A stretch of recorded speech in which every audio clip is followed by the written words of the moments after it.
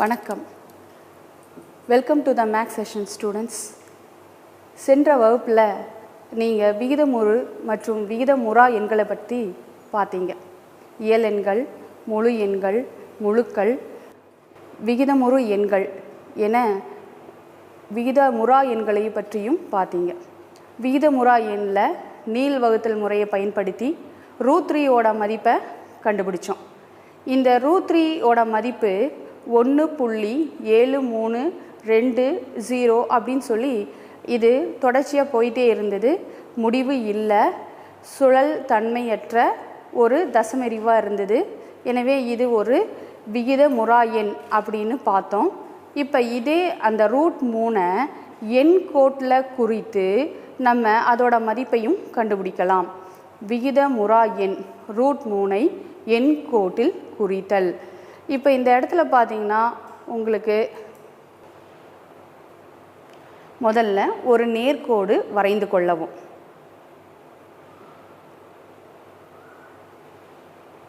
அந்த நேர்கோட்டில் A என்ற புள்ளியை குறிக்கவும். A என்ற புள்ளியை குறிக்கவும். AB = 3 சென்டிமீட்டர் என்ற அளவில் B என்ற புள்ளியை குறிக்கவும். AB = 3 சென்டிமீட்டர் என்ற அளவில் B என்ற புள்ளியை குறிக்கவும்.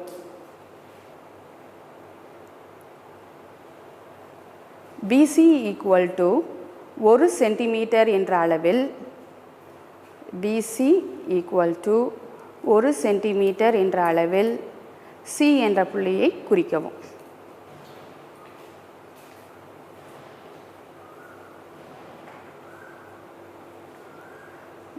BC = 1 சென்டிமீட்டர் என்று எழுதி கொள்ள வேண்டும்.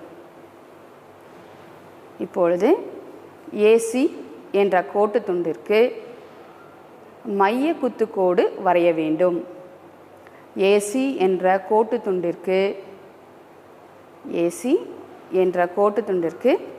மைய குத்துக்கோடு வரைய வேண்டும்.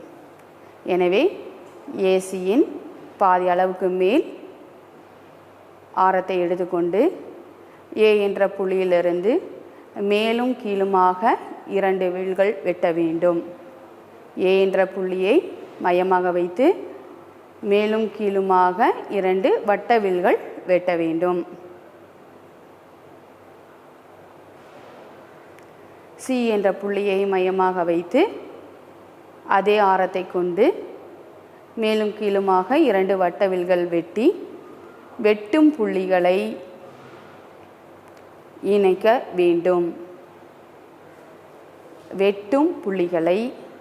இணைக்க வேண்டும். இந்த மைய குத்துக்கோடு AC என்ற கோட்டு துண்டை ஓவில் சரி சமமாக பிரிக்கும். எனவே நடுப்புள்ளியை O என குறித்து ஓவை மையமாகவும் OA அல்லது OC ஆரமாக கொண்டு அரை வட்டம் வரைய வேண்டும். ஓவை மையமாக வைத்து OA என்ற ஆரத்தை கொண்டு அரை வட்டம் வரைய வேண்டும். ABக்கு செங்குத்தாக B என்ற புள்ளியில் செங்குத்து கோடு வரைய வேண்டும். BD செங்குத்து கோடானது அரை வட்டத்தை தொடும் புள்ளியை D என குறிக்கவும். BDயை ஆரமாக கொண்டு Bயை மையமாக வைத்து கோட்டை குறிக்கவும். B என்ற புள்ளியை மையமாக வைத்து BDயை ஆரமாக கொண்டு அதன் மதிப்பை குறிக்க வேண்டும். இப்போது BE = √3 என்ற மதிப்பு கிடைக்கும். BE = √3 என்ற மதிப்பு கிடைக்கும். இது ஒரு விகிதமுறா எண் ஆகும். மெய் எண்கள். அனைத்து விகிதமுறு மற்றும் விகிதமுறா எண்களை உள்ளடக்கியது மெய்யெண்கள். அனைத்து விகிதமுறு மற்றும் விகிதமுறா எண்களை உள்ளடக்கியது மெய்யெண்கள்.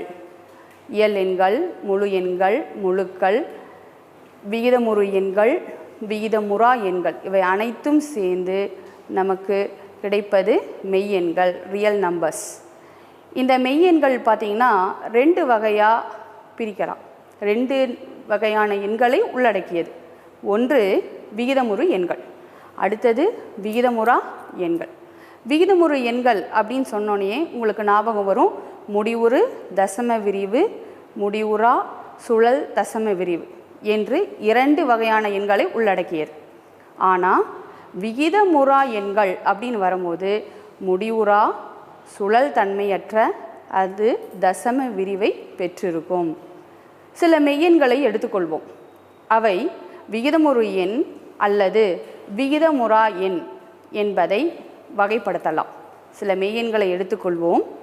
அவை விகிதமுறு எண்ணா அல்லது விகிதமுறா எண்ணா என்பதை வகைப்படுத்தலாம். எடுத்துக்காட்டாக √10 எடுத்துக்கொள்வோம். உங்களுக்கே தெரியும் 10 என்பது முழு வர்க்க எண் அல்ல. அப்போ √10 என்னவாக இருக்கும்? அது ஒரு விகிதமுறா எண்ணாக இருக்கும். விகிதமுறா எண்ணாக இருக்கும். √49 என்று இன்னொரு கணக்கை எடுத்துக்கொள்வோம். இந்த √49ன்னு வர இடத்துல பார்த்திங்கன்னா 49 என்பது ஒரு முழு வர்க்க எண். அது ஒரு பெர்ஃபெக்ட் ஸ்கொயர். அப்போ அதுக்கு என்ன பண்ணலாம்? வர்க்கமூலம் இருக்குது. அதோட வர்க்கமூலம் என்ன? 7. அப்போ நமக்கு √49 அப்படின்னு வரும்போது அதோட விட 7 அப்படிங்கிறனால நமக்கு √49 என்பது ஒரு விகிதமுறு எண்ணாக அமையும். இப்போ இன்னொரு கணக்கு எடுத்துக்குவோம். 11.101152. இந்த நம்பரை பார்த்தோன்னே நீங்கள் சொல்லிடுவீங்க. ஏன் அப்படின்னு கேட்டிங்கன்னா கடைசியில் எக்ஸட்ரா அப்படின்னு டாட்ஸ் இருக்குது. அப்படின்னா என்ன அர்த்தம்? முடிவு இல்லை, சுழல் தன்மையும் இல்லை. இது முடிவுறா சுழல் தன்மையற்ற ஒரு தசம எண். அப்போ இது என்ன எண்ணாக இருக்கும்? 11.101152 எக்ஸட்ரா அப்படின்னு வரும்போது இது ஒரு விகிதமுறா எண் ஆகும். இது ஒரு விகிதமுறா எண் ஆகும். இப்போ இன்னொரு கணக்கு எடுத்துக்குவோம். ஏ என்பது ஒரு விகிதமுறு எண் அப்படின்னு எடுத்துக்குவோம். √b ஒரு விகிதமுறா எண் அப்படின்னு எடுத்துக்குவோம். ஏ என்பது விகிதமுறு எண், √b என்பது ஒரு விகிதமுறா எண். இப்போ இதுக்கு நம்ம கூட்டல், கழித்தல், பெருக்கல், வகுத்தல் போட்டால் அது என்ன எண்ணாக மாறும் அப்படின்னு பார்க்கும்போது a + √b. அப்போ √b அப்படிங்கிற விகிதமுறா எண் சேரும்போது அந்த விகிதமுறு எண்ணும் மாறி விகிதமுறா எண்ணாக மாறிவிடும். அப்போ a + √bயும் விகிதமுறா எண், a - √b இருந்தாலும் அதுவும் விகிதமுறா எண். அப்போ a × √b என்ன அப்படின்னு கேட்டிங்கன்னா அதுவும் உங்களுக்கு விகிதமுறா எண் தான். அப்போ a/√b என்ன? அதுவும் விகிதமுறா. சரி, திருப்பி போட்டு பார்க்கலாம். √b/a அப்படின்னு பார்த்தீங்கன்னாலும் அதுவும் ஒரு விகிதமுறா எண். இதிலிருந்து நம்ம என்ன தெரிஞ்சுக்கிறோம் அப்படின்னு கேட்டிங்கன்னா ஒரு விகிதமுறா எண்ணை எடுத்து அதை விகிதமுறு எண் கூட கூட்டினாலும் சரி, கழிச்சாலும் சரி, பெருக்கினாலும் சரி, வகுத்தாலும் சரி, அது எல்லாமே என்னவா மாறும் அப்படின்னு கேட்டிங்கன்னா விகிதமுறு எண்களாக மாறிவிடும். விகிதமுறா எண்களாக மாறிவிடும். இப்போ இன்னொரு கணக்கு எடுத்துக்குவோம். இப்போ இதில் என்ன அப்படின்னு கேட்டிங்கன்னா 2 விகிதமுறு எண்கள் கொடுத்துருந்தா 2 விகிதமுறு எண்கள் கொடுத்துருந்தா அதுக்கு நடுவில் எப்படி விகிதமுறா எண்களை எழுதலாம் அப்படிங்கிறத பார்க்க போகிறோம். இப்போ 0.45 மற்றும் 0.46 என்று 2 விகிதமுறு எண்களை எடுத்துக்கொள்வோம். இந்த இடத்துல பார்த்தீங்கன்னா 4, 5 புள்ளிக்கு அப்புறம் இருக்கிற 4, 5 அவ்வளோதான், ஸ்டாப் ஆயிடுச்சு. எந்த கண்டினியூஷனும் கிடையாது. அதே மாதிரி 0.46 அதுக்கு பின்னாலும் எந்த கண்டினியூஷன் கிடையாது. அப்போ இது ரெண்டுமே என்ன எண்? விகிதமுறு எண். அப்போ இதுக்கு 2ல் நடுவில் எப்படி விகிதமுறா கொண்டு வரலாம் அப்படின்னு கேட்டால் 4 5 4 6. அப்போ அது ரெண்டுக்கும் நடுவில் இங்கே நம்ம எண்களை எடுத்து எழுதி கொள்ளலாம். அப்போ எப்படி எழுதுவோம்? 0.4510 எக்ஸட்ரா எந்த நம்பர் வேணாலும் போட்டுக்கலாம். அதே மாதிரி அடுத்த நம்பர் 0.4511 எக்ஸட்ரா அப்படின்னு ரெண்டாவது நம்பரும் எழுதிக்கலாம். அடுத்தது பார்த்தீங்கன்னா 0.4512. இப்போ இந்த இடத்துல பார்த்தீங்கன்னா 4 5க்கு அப்புறம் நான் என்ன சேர்த்திருக்கேன்? 1 0 1 1 1 2ன்னு அப்படி 3 நம்பர் போட்டு எக்ஸட்ரா போட்டு இது மாதிரி நம்ம நிறைய எண்களை நடுவில் கொண்டு வரலாம். 3 தான் இருக்கும்னு அவசியம் கிடையாது. விகிதமுறா எண்கள் பல விகிதமுறா எண்களை 2 விகிதமுறு எண்களுக்கு நடுவில் நம்ம கொண்டு வந்துக்கலாம். அப்போ அடுத்த இதில் நம்ம பார்க்கும்போது மெய்யெண் கோடுகளை பற்றி பார்க்க போகிறோம். இந்த மெய்யெண் கோடு அப்படின்னா என்னன்னு கேட்டிங்கன்னா, இல்லை மெய்யெண்களை எண் கோடில் குறித்து அதோட மதிப்பை கண்டுபிடிக்கிறது. மெய்யெண்களை கோடு வரைந்து அதில் அதோட மதிப்பை நம்ம கண்டுபிடிக்கணும். அப்போ இந்த இடத்துல ஒரு கணக்கு எடுத்துக்குவோம். 3.45ன்னு போட்டு அந்த 4 5க்கு மேலே பார் அப்படின்னு போட்டோம்னா அது என்ன அப்படின்னு கேட்டிங்கன்னா சுழல் தன்மை உடையது அப்படின்னு அர்த்தம். சுழல் தன்மை உடையது. அப்போ இதை எப்படி எழுதலாம்? 3.454545 அப்படின்னு எழுதிக்கிட்டே இருக்கலாம். நோ எண்ட், கண்டினியூஸாக போயிட்டே இருக்கும். 3.454545 போயிட்டே இருக்கும். அப்போ அது என்ன எண் அப்படின்னு கேட்டிங்கன்னா ஒரு விகிதமுறு எண். அந்த விகிதமுறு எண்ணை எப்படி எண் கோட்டில் குறிக்கலாம் அப்படிங்கிறத நம்ம பார்க்க போகிறோம். அதோட மதிப்பை எண் கோட்டில் குறித்து கண்டுபிடிக்க போகிறோம். இப்போ இங்கே நம்ம ஒரு கணக்கு எடுத்து அதில் 4 தசம இட திருத்தமாக எண் கோட்டில் குறிக்க போகிறோம்.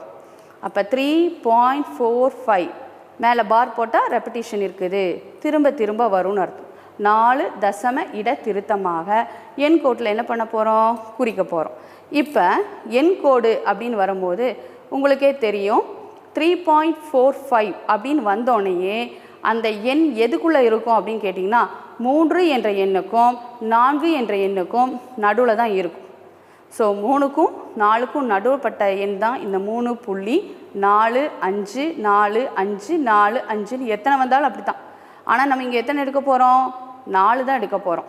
3.4545 இதை தான் நம்ம குறிக்க போகிறோம். அப்போ முதல்ல எதை எடுத்துக்கோம் எண் கோட்டில் அப்படின்னு பார்த்தீங்கன்னா, முதல் எண் கோட்டில் -5லேருந்து 5 வரைக்கும் நம்ம பாயிண்ட்ஸை ப்ளாட் பண்ணிக்கலாம். இதை குறிக்கும்போது முதல்ல இந்த பாயிண்ட் எங்கே வரும் நம்ம பார்த்தோம்? 3க்கும் 4க்கும் நடுவில். அப்போ 3ம் 4ம் ரவுண்ட் பண்ணி அதில் இருந்து நம்ம அதை என்ன பண்ணுறோம்? விரிவுபடுத்தி காமிக்க போகிறோம். இப்போ ரெண்டாவது லைனில் பார்த்தீங்கன்னா அந்த 3க்கும் 4க்கும் உள்ள மதிப்புகளை எப்படி எழுதியிருக்கிறோம்? 3.0 3.1 3.2 3.3 3.4 3.5 3.6 3.7 3.8 3.9 அடுத்தது பார்த்திங்கன்னா 4 இல்லையா? இந்த இடத்துல 0 4.0ன்னு நம்ம சேர்த்திட்டோம். 4ன்னு எழுதக்கூடாது, 4.0ன்னு போட்டோம். இப்போ இந்த பாயிண்ட் எங்கே வரும்? 3.4545 அப்படிங்கிறனால 4 அப்படின்னு வரும்போது அடுத்த நம்பர் அப்படின்னு பார்க்கும்போது அந்த இடத்துல 4 5 இல்லையா? அப்போ அந்த நம்பர் எங்கே வரும்? 3.4க்கும் 3.5க்கும் நடுவில் தான் அமையும். அந்த மதிப்பு எங்கே அமையும்? 3.4க்கும் 3.5க்கும் நடுவில் தான் அமையும். இப்போ இதை மறுபடியும் நம்ம என்ன பண்ணுறோம்? பிரிவுபடுத்தி காமிக்க போகிறோம். இப்போ அடுத்த லைன் வரைகிறோம். அடுத்த லைன் வரையும் போது 3.4ன்னு போட்ட இடத்துல நம்ம என்ன எழுதியிருக்கிறோம்? 3.40. அடுத்த நம்பர் பார்க்கும்போது 3.41 3.42 3.43 3.44 அப்படியே எழுதி கொண்டு வரும்போது கடைசி எண் எப்படி இருக்கணும்? 3.50 அப்படின்னு எழுதுகிறோம். இப்போ நம்ம மதிப்பு மறுபடியும் பார்க்கும்போது இந்த இடத்துல என்ன வரும்? 3.45க்கும் 3.46க்கும் நடுவில் அமையும். காரணம் என்னன்னு கேட்டிங்கன்னா 3.45 அடுத்த நம்பர் என்ன ஆகிடுது? நமக்கு 4 தான் இருக்குது. அப்போ அது என்ன வரும் அப்படின்னு கேட்டிங்கன்னா அடுத்த நம்பருக்குள்ளேயே அமைஞ்சிரும். இப்போ மறுபடியும் இதை என்ன பண்ணுறோம், விரிவாக அடுத்த லைனில் நம்ம வரைய போகிறோம். இப்போ அடுத்த லைன் வரையும் போது உங்களுக்கு என்ன நம்பர்ஸ் வரும், 3.450 அப்படின்னு ஆரம்பிப்போம். இந்த இடத்துல பார்த்தீங்கன்னா இதை 3.450 தான் சொல்லணும், மாற்றி சொல்லக்கூடாது. அடுத்த நம்பர் என்ன வரும், அதே அந்த புள்ளிக்கு அப்புறம் அந்த 3 ஸ்தானம் இருக்கிற மாதிரி பார்த்துங்க. 3.451. அடுத்தது என்ன வரும், 3.452. அடுத்த நம்பர் 3.453, 3.454 அப்படின்னு இதுவும் அப்படியே எழுதிட்டே வந்தீங்கன்னா கடைசி எண் 3.460 அப்படின்னு வந்து நிற்கும். இப்போ மறுபடியும் இந்த நம்பர் எங்கே அமையும்னு பார்த்தீங்கன்னா 3.454க்கும் 3.455க்கும் நடுவில் அமையும். காரணம் என்ன அப்படின்னு கேட்டிங்கன்னா 3.4545 தான் நம்ம கண்டுபிடிக்க வேண்டியது. அப்போ அது என்ன பண்ணாது, அதுக்கு அடுத்து மேற்கொண்டு 5க்கு மேலே போகாது, 3.455க்குள்ளே தான் இருக்கும். மறுபடியும் நம்ம இதை என்ன பண்ணலாம், விரிவுபடுத்தி காமிக்கலாம். இப்போ விரிவுபடுத்தி காமிக்கும்போது நமக்கு கடைசியில் வரையக்கூடிய லைனில் எண் கோட்டில் மதிப்பு கிடைச்சிரும். ஏன் அப்படின்னு கேட்டிங்கன்னா 3 புள்ளிக்கு அப்புறம் இங்கே 4 ஸ்தானம் நம்ம தாராளமாக வந்துடும். ஏன்னா 4 தசம இடதிருத்தமாக தான் நம்மளுக்கு கேட்டிருக்காங்க. அதனால் 3.4540. அடுத்த நம்பர் என்ன வரும், 3.4541. அடுத்தது என்ன வரும், 3.4542. அடுத்தது 3.4543, 3.4544. அடுத்த நம்பர் 3.4545 அப்படின்னு வந்துடும். ஆனால் இது எது வரைக்கும் கண்டிப்பாக எழுதணும், கடைசி நம்பர் 3.4550 வரைக்கும் நம்ம எழுதியிருக்கணும். ஆனால் இந்த லைன்லேயே நம்மளுக்கு என்ன வந்துடுது, மதிப்பு வந்துடும். என்ன மதிப்பு, 3.4545 தான் அதோட மதிப்பு.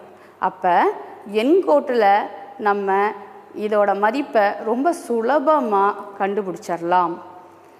இது மாதிரி நீங்கள் எந்த எண் கொடுத்தாலும் நீங்கள் தாராளமாக என்ன பண்ணலாம், ஈஸியாக இதை கொண்டு வந்துடலாம்.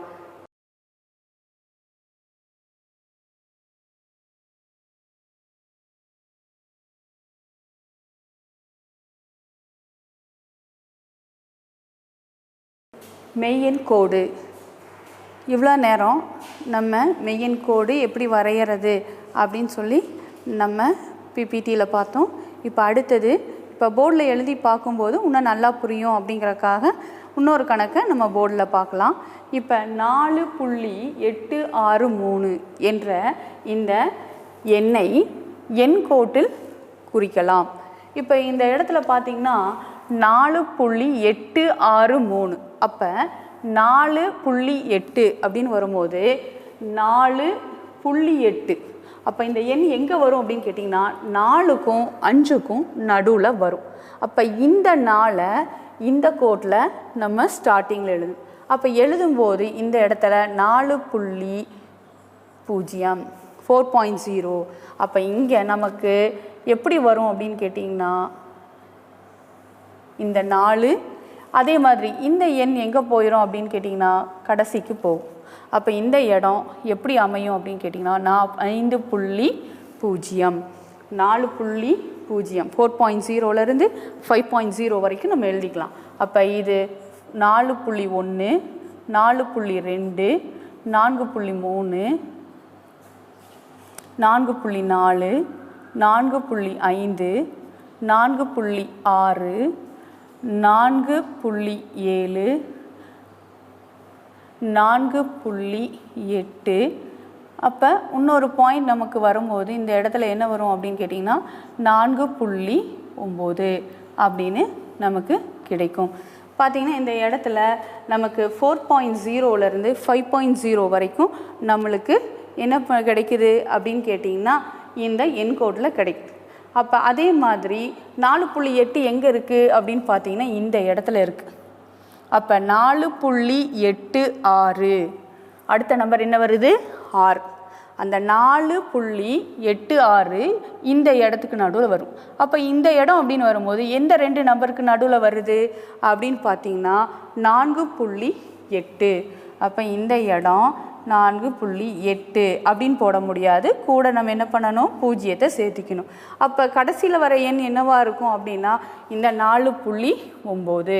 அப்போ இந்த இடத்துல நம்ம புள்ளிகளை மார்க் பண்ணும்போது இந்த இடத்துல 4.80, 4.81, 4.82, 4.83 அப்படின்னு நம்ம என்ன பண்ணணும், எழுதிட்டே போகணும். அப்போ 4.81, 4.82, 4.83, 4.84, 4.85, அடுத்தது 4.86, 4.87, 4.88. அப்போ இந்த இடத்துல அடுத்த நம்பர் குறிக்கும் போது 4.89. அப்போ நம்ம என்ன பண்ணணும், 4.9 எழுதணும். அப்போ இந்த இடத்துல நம்ம என்ன பண்ணலாம் அப்படின்னு கேட்டிங்கன்னா கொஞ்சம் கோடை நீட்டி விட்டு இந்த இடத்துல என்ன வரும், 4.9 கூட என்ன பண்ணணும், 0 சேர்த்திடணும். அப்போ நம்பர்ஸ் என்ன வருது, 4.80, 4.81, 4.82, 4.83, 4.84, 4.85,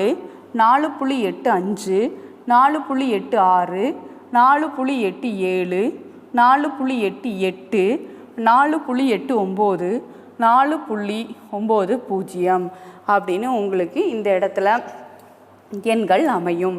இப்போ மறுபடியும் பார்த்தீங்கன்னா இந்த இடத்துல 8, 6, 3. அப்போ 8, 6 எங்கே இருக்குது, இந்த இடத்துல இருக்குது. அப்போ அடுத்த நம்பர் என்ன உங்களுக்கு அப்படின்னு கேட்டிங்கன்னா 3. அப்போ இந்த இடத்துல நம்ம எப்படி இங்கே கோடு போட்டோமோ அதே மாதிரி இந்த இடத்துல நம்ம என்ன பண்ணணும், கோடு போடணும். அப்போ இங்கே இருந்து எந்த இடத்துல இருக்கணும் கோடு அப்படின்னு பார்த்தீங்கன்னா இங்கே இருந்து நம் கோடு இந்த இடம் வரைக்கும் வரணும்.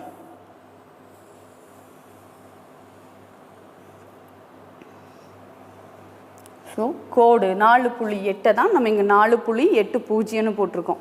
அதே மாதிரி 4.9 எங்கே வரும் அப்படின்னு கேட்டிங்கன்னா இந்த இடத்துக்கு வந்துடும். இப்போ 4.90. அடுத்த நம்பர் என்ன சொன்னோம், 8, 6, 3. அப்போ 8, 6 இங்கே இருக்குது, 3 எந்த இடத்துல இருக்கும், இங்கே இருக்கும். அப்போ இந்த எண் அப்படி என்னவா மாறும் அப்படின்னா முதல் எண்ணாக மாறும். அப்போ இந்த இடத்துல இருந்து இந்த இடத்துக்கு நம்ம என்ன பண்ணணும், கோடு போட்டுறணும்.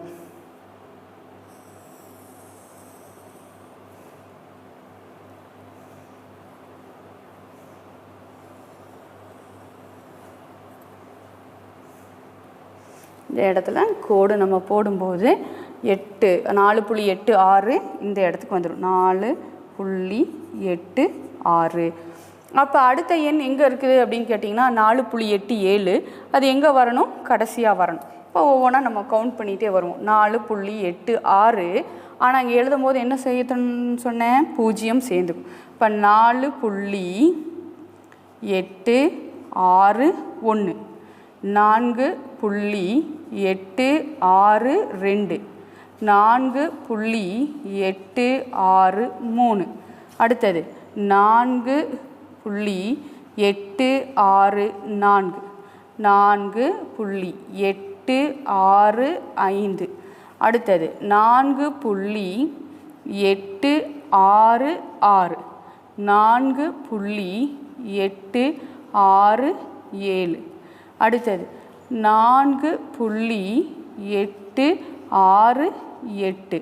இங்கே 4.869. ஆனால் நம்மளுக்கு என்ன இங்கே இருக்கணும் அப்படின்னு கேட்டிங்கன்னா நம்பரு அடுத்தது தான் வரணும். அப்போ இங்கே 8, 6 இங்கே ஆரம்பிச்சிருக்கேன் அப்படின்னா அடுத்தது இங்கே என்ன வந்திருக்கணும் அப்படின்னா 4.87 இங்கே வரணும். அப்போ இந்த கோட்டை நம்ம என்ன பண்ணலாம் அப்படின்னு கேட்டிங்கன்னா இன்னும் கொஞ்சம் நீட்டி விடலாம்.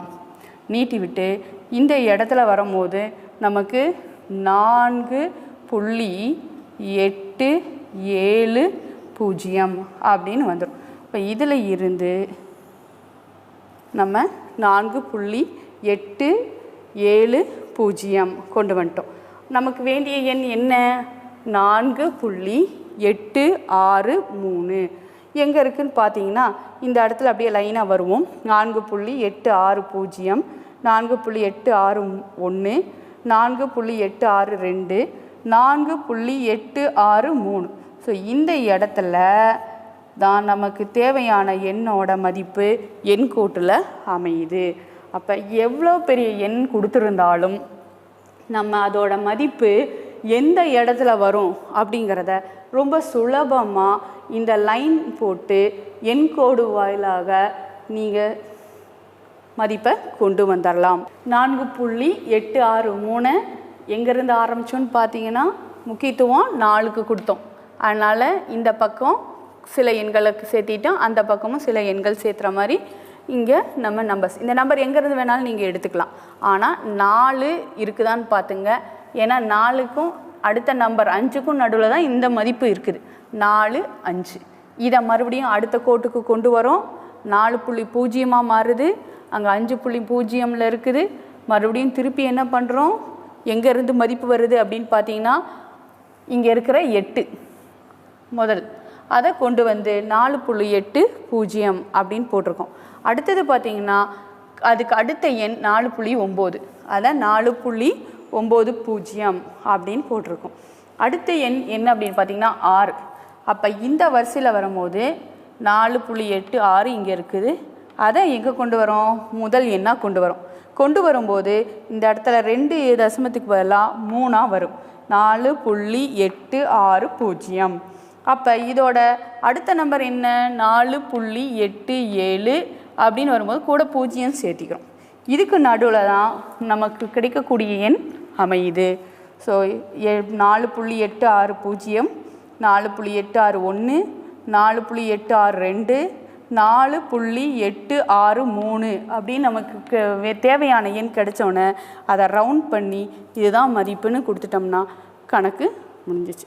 இப்போ இந்த இடத்துல பார்த்தீங்கன்னா மெய்யெண் கோடு அப்படின்னு நீங்கள் கொண்டு வரும்போது அதில் நீங்கள் படித்த எண்கள் அனைத்துமே வந்துடும். என்னென்ன இயல் எண்கள் வந்துச்சு, முழு எண்கள், முழுக்கள், அடுத்தது விகிதமுறு எண்கள், விகிதமுறா எண்கள் எல்லாத்தையும் ஒன்றா சேர்த்தது தான் இந்த மெய்யெண்கள். அப்போ இந்த மெய்யெண்கள் இல்லைன்னா நம்ம வாழ்க்கையில் பல விஷயங்களில் நம்ம என்ன பண்ணுவோம் அப்படின்னா கஷ்டப்பட வேண்டியது வரும். நம்பர்ஸ் இல்லாமல் ஒன்றுமே பண்ண முடியாது. அதனால் நம்பர்ஸ் அப்படின்னு வரும்போது அந்த எண்களுக்கு முக்கியத்துவம் கொடுக்கறதுக்கு காரணமே இந்த கணிதம் அப்படின்னு உள்ளே வரும்போது ஆட்டோமேட்டிக்காக நம்ம லைஃப்லேருந்து கணிதத்தை பிரிக்கவே முடியாது. அதனால் கணிதத்தை விரும்பி கற்க வேண்டும். பயந்து படிக்கக்கூடாது. பயந்து படிச்சிங்கன்னா ஒன்றுமே வராது. அதனால் தைரியமாக படிங்க, வீட்டில் சேஃபாக இருங்க. All the best students.